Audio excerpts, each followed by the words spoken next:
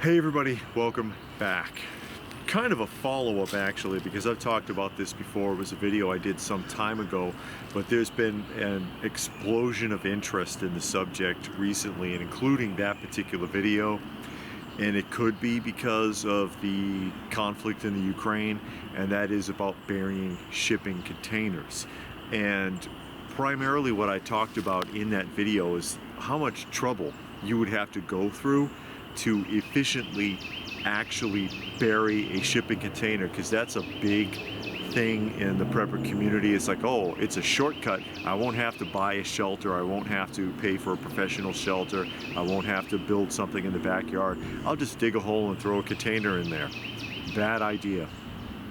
And I went through a lot of details in that video as to why specifically that is a bad idea, and I'll try to remember to include it in the description down below so that you can go back to that video and look at it, as well as a couple of other related videos that I did, because that opened up a whole chain of discussions about burying school buses and burying campers and all these bright ideas that people in the prepper community have that are actually pretty bad ideas.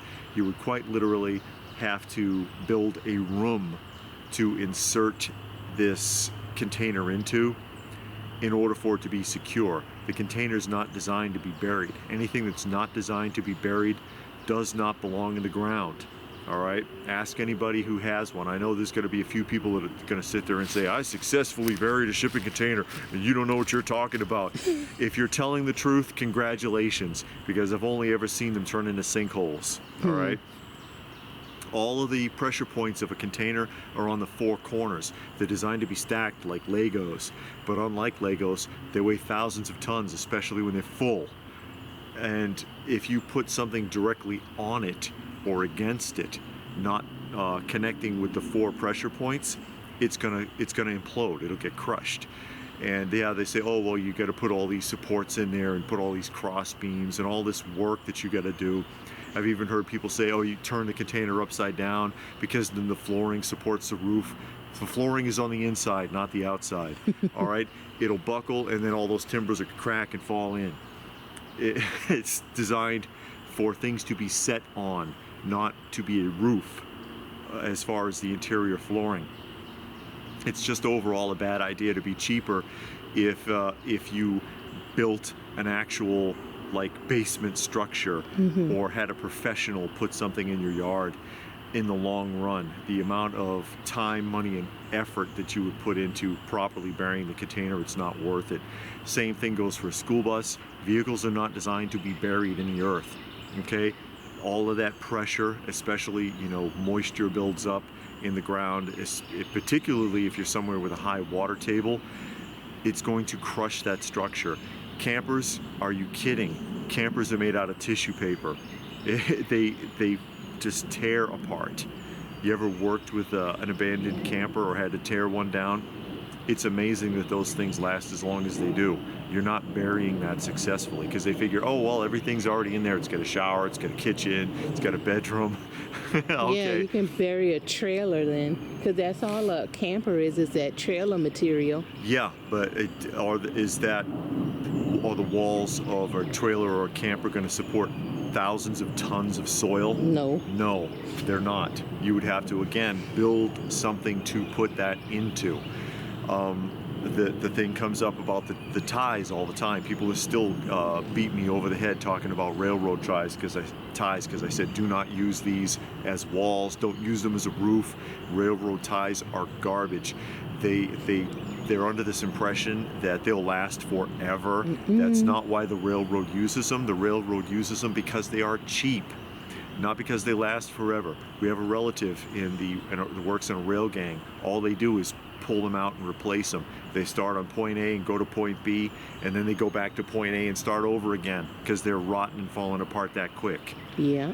And she used to work for the railroad herself. I did. And those things are, when they're brand new, they're nice, but they're also coated in this toxin. Yeah, they're poisonous too. And you smell it when it's brand new. After a while, with a lot of rain, it kind of washes off, but it deteriorates fast.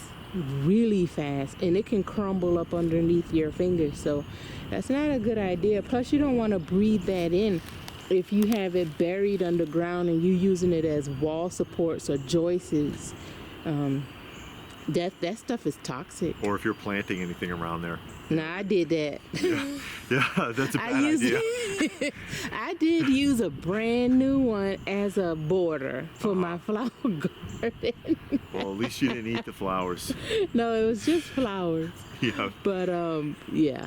And the other one is, oh well, how about something that is designed to be buried? And I did a video on that too, and that is septic tanks. Because you can buy it's a big plastic septic tank, and even the huge ones, you're still going to be walking around in there like this, because they're not that tall.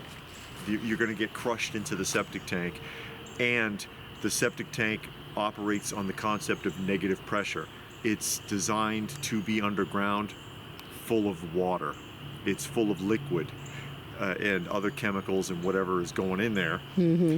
So it has negative pressure pushing against the walls from the inside, so that the surface area on the outside won't crush it or force it to surface if it's a high water table. And even full, those have been known to surface. Yeah. So and they do leak, because my parents live in a place in South Carolina, and everybody got a septic tank. Yeah. And sometime, if because it's been there 50 years, you got to clean it out. Sometime it leaks and all of that. So it's not a great idea. These are just a lot of bad idea shortcuts that people who haven't experimented with it or seen it firsthand really got to consider it. And I know I sound like a teacher with a ruler here. It's like, bad pepper, shut up. But no, I'm really just trying to warn you and get you to think about it. If you're going to go through that much trouble and invest that much time, money, effort, energy, do it the right way.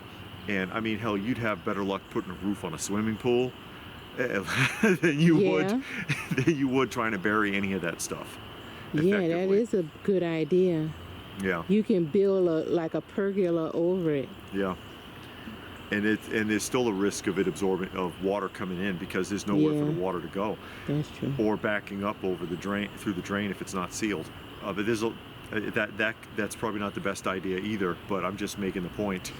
If you're going to do it right. Invest properly in it. Even if you just building what looks like a root cellar, a proper concrete underground structure.